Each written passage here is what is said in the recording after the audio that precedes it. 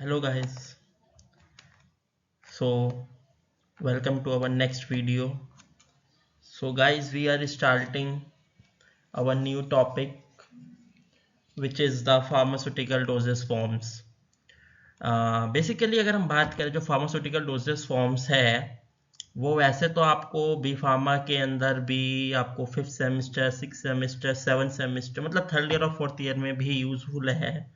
लेकिन ये सबसे ज़्यादा यूजफुल उनके लिए भी होता है जो आफ्टर कंप्लीटिंग योर बैचलर्स अपना इंटरव्यू देने जाते हैं, first time as a fresher interview देने जाते हैं। तो वहाँ पे इंटरव्यूअर्स आप किसी भी डिपार्टमेंट के लिए जाए, आप क्यूसी में जाए, क्यूए के लिए जाए या प्रोडक्शन के लिए जाए, वहाँ पे सबसे पहले इंटरव्यूअर आपसे यही चीज़ पूछता है कि what is pharmaceutical doses form. तो आज हम अपने इस डिस्कशन सेशन में ये डिस्कस करेंगे कि actually pharmaceutical doses forms actually में होता क्या है। तो so we start. So firstly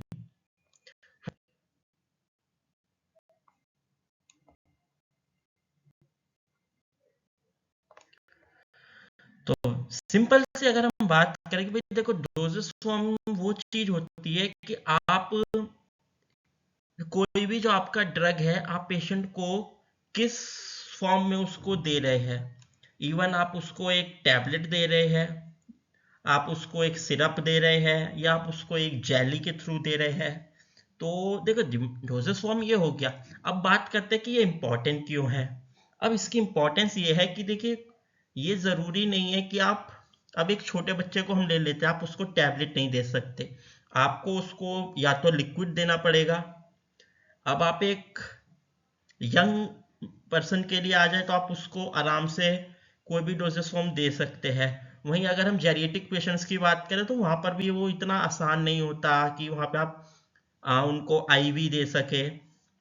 तो इसलिए, और अगर हम इसकी और इम्पोर्टेंस की बात करें तो एक अब एज अ फार्मासिस्ट ये है कि भाई देखो, आप एक इफेक्टिव किसी भी चीज का ना एक इफेक्टिव एक्शन मांगते हो। अब वो आप अगर आप किसी पेशेंट को आप पैरासीटामोल दे रहे हो या डिक्लोफिनेक दे रहे हो, तो अब आप ये एक्सपेक्ट करोगे ना कि आप उसको एक स्पेसिफिक अमाउंट में, आप जैसे 650 mg पैरासीटामोल दे रहे हैं तो वो एक एक्यूरेट आप 650 mg ही दे, और ऐसी दे कि वो एक इफेक्ट भी अच्छे शो करे। क्योंकि अगर हम डोजेस फॉर्म नहीं देंगे, ऐसी पाउडर हम दे देंगे, तो वो जरूरी नहीं है कि आपकी वो टैबलेट के अंदर 650 mg पैरासीटामोल ही होगी या 100 mg डाइक्लोफिनेक होगी। वो आप डोजेस फॉर्म में देंगे तो वो आपको आसानी से पता चल जाएगी। टाइप्स की होती है, पहली होती है सॉलिड डोजेस फॉर्म्स, दूसरी होती है लिक्विड डोजेस फॉर्म्स, और तीसरी होती है सेमी सॉलिड डोजेस फॉर्म। तो अगर हम बात करें सबसे पहले सॉलिड डोजेस फॉर्म, तो सॉलिड डोजेस फॉर्म्स के अंदर क्या होता है, जैसे कि आपके कैप्सूल्स हो गए, पाउडर्स हो गए, कैप्सूल टैबलेट्स हो गई। तो अब अगर हम बात करें कि टैबलेट, कैप्सूल्स और पाउडर तो ठीक है, लेकिन टैबलेट और कैप्सूल्स तो ठीक है कि आपने वो एक सॉलिड डोजेस फॉर्म है। पाउडर सॉलिड डोजेस फॉर्म्स क्यों है? क्योंकि हम बात करें कि पाउडर जो है ना, बहुत ही ज़्यादा स्ट्रिक होता है। आप उस पाउडर की हेल्प से आप उसको जो है कोई भी आराम से डोज दे सकते हैं। इसलिए जो पाउडर है वो उसको आप कंसीडर कर सकते हैं as a doses form, solid doses form. अब हम बात करें टैबलेट, टैबलेट जो है, हम टैबलेट के थ्रू क्या करते हैं, हम किसी भी पाउडर को या आपका कोई भी जो ड्रग होता है उसको कंप्रेस कर देते हैं बाय द कंप्रेशन मशीन, और हम उससे टैबलेट बना देते हैं, B tooling, D tooling, C tooling and so on. अब हम बात करें कैप्सूल्स की, तो कैप्सूल्स जो है जनरली हमारे दो टाइप्स के होते हैं, एक हाल जिलेटिन कैप्सूल, एक सॉफ्ट जिलेटिन कैप्सूल्स। हाल जिलेटिन कैप्सूल जो है जनरली हमें मिलते हैं एनिमल्स से, और जो सॉफ्ट जिलेटिन कैप्सूल होते हैं वो आप अपनी लेबोरेटरी में फॉर्म कर सकते हैं। अब अगर आप बात करें पाउडर्स की, तो पाउडर सिंपली आपने कोई भी चीज एक्सट्रैक्ट करी, उसका आपने कोई भी ड्रग एक्सट्रैक्ट करा, तो उसका आपको क्या मिलेगा एक्सट्रैक्शन करके? पाउडर। अब आपको उस पाउडर को आप इसको लिक्विड में बनाओगे या टैबलेट में बनाओगे, वो आपके ऊपर कंसीडर करता है। अब हम बात करते हैं पहले सेमी सॉलिड डोजेस फॉर्म्स की। तो सेमी सॉलिड डोजेस फॉर्म्स के में बेसिकली आप क्या देखते हो कि आपके पास ऑइंटमेंट्स आते हैं, क्रीम्स आती है, जेल्स आती है। अब जैसे आप यहाँ फिगर में देख सकते हैं कि यहाँ वेरियस टाइप्स ऑफ लोशंस रखे हैं, स्किन क्रीम्स रखी है। तो क्या है वो? अब देखिए, आपने कोई भी, अब सपोज कीजिए कि हम, जैसे मैंने शुरू में बोला था कि कोई छोटा बच्चा, आप उसको टैबलेट या कैप्सूल नहीं दे सकते, लेकिन आप उसको स्किन के थ्रू आप उसको क्रीम लगा सकते हैं। जैसे कि बच्चों को जॉनसन्स बेबी ऑयल लगाते हैं, बेबी पाउडर लगाते हैं, जॉनसन्स बेबी पाउडर, तो उस तरीके से।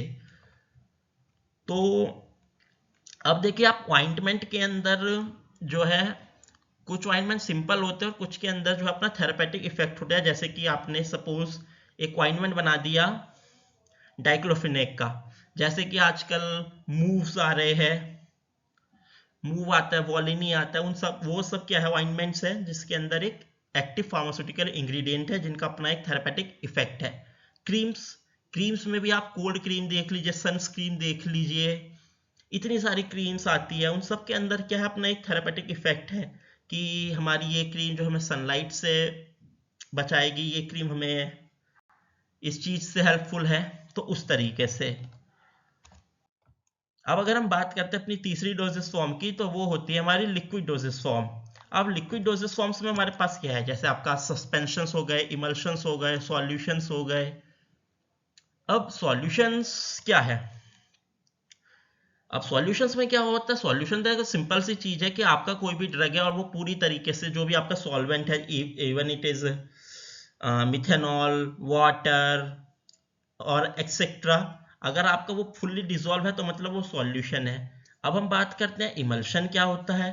तो इमल्शन जो है आपका एक ऐसा डोजेस फॉर्म है जो एक मिक्सचर है कोई भी दो इमिसिबल लिक्विड्स का, यानी कि जैसे कि हम बात करें oil and water is the best example. Oil and water are the two immiscible liquids which are not easily miscibles, and there comes under the, and if we prepare a mixture of liquid, water and oil, we will get a emulsion. Secondly, if we talk about the suspensions, तो suspensions क्या होता है, जिसमें आपका एक oil phase होता है और एक लिक्विड फेज होता है। लिक्विड फेज के अंदर क्या होता है कि आपके ऑयल फेज, आपका जो वाटर फेज होगा, एक्वस फेज, उसके अंदर आपने वाटर लिया और उसके अंदर आपने एक ड्रग डिसॉल्व कर दिया। अब आपका हो गया कि सर वो तो सॉल्यूशन बन जाएगा, तो वो सॉल्यूशन नहीं होगा, क्योंकि आपने देखा होगा कि कुछ कप सिरप्स ऐसी आती है या बहुत सारी सिरप्स ऐसी होती है कि बनने, आपको उनको शेक वेल बिफोर यूज उन पे लिखा हुआ आता है डायरेक्शंस में, तो वो क्या होता है, वो आपके सस्पेंशंस होते हैं, क्योंकि उनका जो पार्टिकल साइज होता है वो बहुत बड़ा होता है, जिसकी वजह से वो प्रॉपरली डिसॉल्व नहीं हो पाते, तो इसलिए वो जो आपका सॉल्वेंट होता है उसमें नीचे सेटल डाउन हो जाते हैं। ये होते हैं आपके सस्पेंशंस। अब हम बात करें तो novel doses forms. Novel doses form भी जो है कंपनीज में ये अब धीरे धीरे एक्सपेंड हो रहा है, ये टॉपिक धीरे धीरे कंपनीज में ये टॉपिक बढ़ रहा है। और बी फार्म फाइनल ईयर वालों को तो जानते भी होंगे कि उनका एक सब्जेक्ट भी है नोवल ड्रग डिलीवरी सिस्टम। तो आइए बात कर लेते हैं क्या है। अब उसमें क्या होता है, आपका इनहेलर्स आते हैं नोवल डोजेस फॉर्म में, ट्रांसडर्मल पैचेस आ गए, इम्प्लांट्स आ गए, तो ये बहुत सारी चीजें, जैसे कि सिंपल सी बात है, पहले के टाइम में अगर किसी के हेयर प्रॉब्लम होती थी, हेयर ग्रोथ में प्रॉब्लम होती थी, तो वो नहीं कर पाते थे, उसका कोई ट्रीटमेंट नहीं था। लेकिन अब ये जो नोवल डोजेस फॉर्म आई है, इसके हेल्प से आपके पास एक टेक्निक आई है जिसको आप बोलते हैं इम्प्लांट। आप क्या करते हैं, आपको हेयर ग्रोथ में प्रॉब्लम है, आप पूरे का पूरा इम्प्लांट करा देते हैं। इनहेलर्स, आप सबसे ज्यादा कहाँ इनहेलर्स यूज करते हैं, अस्थमा में। अब आपको अस्थमा होता है तो क्या आप अस्थमा वाले पेशेंट को आप कैप्सूल नहीं दे सकते, आप उसको ऑइंटमेंट नहीं दे सकते, आप उसको जेली नहीं दे सकते, टैबलेट नहीं दे सकते, क्योंकि वो उस कंडीशन में नहीं होता कि वो कोई भी डोजेस फॉर्म इनटेक कर सकते। तो सबसे बढ़िया क्या है, आप उसको इनहेल कीजिए, आप उसकी बॉडी के अंदर जो आपका ड्रग है वो इनहेल कीजिए। अब हम अगर नेक्टर्स क्या क्या है जो इफेक्ट करता है आपकी डोजेस फॉर्म्स के ऊपर, तो पहला, आपकी डोजेस फॉर्म की सॉल्युबिलिटी क्या है। दूसरा, आपके जो ड्रग है, ये जो ड्रग की डोजेस फॉर्म है उसकी स्टेबिलिटी कितनी है, क्योंकि आपने देखा होगा कि कुछ चीजों की 6 महीने से लेके 18 महीने तक, 3 साल तक होती है स्टेबिलिटी। तो वो डिपेंड होता है कि आपका जो उसमें एक्टिव फार्मास्यूटिकल इंग्रेडिएंट्स और जो उसके इंग्रेडिएंट्स यूज हो रहे हैं उनकी क्या डोजे, उनकी एक्सपायरी डेट क्या है, वो उन सबको एक एवरेज कैलकुलेट करके वो चीज दी जाती है, उसकी स्टेबिलिटी कितनी है। फिर आती है बायोअवेबिलिटी। अब बात करी जाए बायोअवेबिलिटी क्या है, तो बायोअवेबिलिटी एक सिंपल सा कॉन्सेप्ट है। बायोअवेबिलिटी में आप क्या देखते हैं कि आपका जो ड्रग आपने बॉडी के अंदर दिया, तो वो कितना परसेंट आपकी बॉडी के अंदर जाने के बाद कितना परसेंट ड्रग आपको इफेक्ट शो करता है।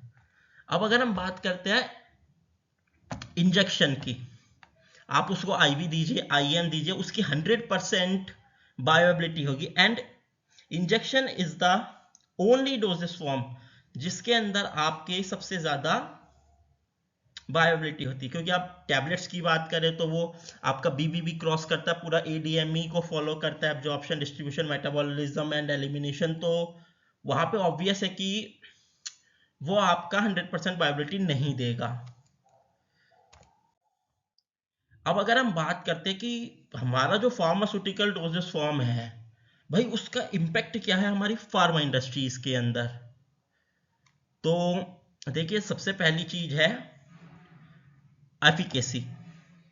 अगर आपके पास कोई भी फार्मास्यूटिकल डोजेस फॉर्म है, आप कंपनी में जाते हैं, सबसे ज्यादा क्या देखते हैं कि भाई ये तो ओरल डोजेस फॉर्म के लिए है, ठीक है। अब जब आपकी एफिकेसी अच्छी होगी, और ये चीज सही भी है कि भाई हमारी एक कंपनी है सपोज कि वो टैबलेट्स बनाती है। अब टैबलेट में क्या है, आपको सपोज कीजिए एक ड्रग के अंदर डिक्लोफिनेक देना है 75 mg का। अब आप ऐसे तो पेशेंट को बांट नहीं सकते पाउडर के पैचेस बना के, क्योंकि वो इनटेक करने में भी प्रॉब्लम होगा, और जो अस्थमा वाला पेशेंट होगा उसके लिए तो और ज्यादा प्रॉब्लम। तो क्या करते हैं, वो टैबलेट कंप्रेस कर देते हैं, जिसके उसको 75 mg जो उसको डाइक्लोफिनेक देना है वो दे दिया आपने। फिर सेफ्टी, अब आप देख रहे होगे कि यहाँ एफिकेसी के ऊपर लिखा है 90%। क्योंकि 90% इसलिए क्योंकि जब आप सपोज कीजिए आपका 1 करोड़ का या 5 करोड़ का बैच बन रहा है, तो ये देखिए जरूरी नहीं है कि हर टैबलेट में 75 mg ड्रग हो, किसी में 72 भी होगा, किसी में 78 भी होगा, तो वो ऑन एन एवरेज एफिकेसी आपकी 90% आ जाती है। वहीं आप दूसरी बात करते हैं सेफ्टी की, तो जब आप किसी भी चीज को एक परफेक्ट डोजेस फॉर्म में बना के देंगे, तो भाई आपके जो प्रोडक्ट है उसकी सेफ्टी भी बन जाएगी, आपका जो ड्रग होगा, एक्टिव इंग्रेडिएंट होगा, उसकी आप सेफ्टी हो जाएगी, उसकी प्रिजर्वेशन हो जाएगा। इसलिए 75% वो ड्रग की सेफ्टी को भी इफेक्ट करता है। तो आई थिंक गाइज हमारे इस डिस्कशन से आपको ये ओवरव्यू मिल गया होगा कि फार्मा इंडस्ट्रीज में जो आप एज अ फ्रेशर इंटरव्यू देने जाते हैं, तो आपको किस तरीके से वहां पे फार्मास्यूटिकल डोजेस फॉर्म के ऊपर अगर आपसे कोई इंटरव्यूअर क्वेश्चन कर लेता है तो कैसे करना है। और ये जो हमारा डिस्कशन था ये सिर्फ इसलिए नहीं था कि आप एज अ फ्रेशर इंटरव्यू देने जाते हैं तो वहां पे आप फार्मास्यूटिकल डोजेस फॉर्म के बारे में क्या बोले, ये आपको फाइन, अभी जैसे मैंने नोवल ड्रग डिलीवरी सिस्टम की बात करी थी कि आपको फाइनल ईयर बैचलर्स में यूजफुल होता है, तो आपको उस चीज के लिए भी ये बहुत इंपॉर्टेंट है। सो आई होप गाइस कि आपको इस वीडियो के थ्रू कुछ सीखने को मिले, और मैं होप करता हूँ कि आपको कोई अगर इशू हो तो आप please comment me and I will try to resolve your issues. So thank you very much guys. We will meet very soon. Thank you.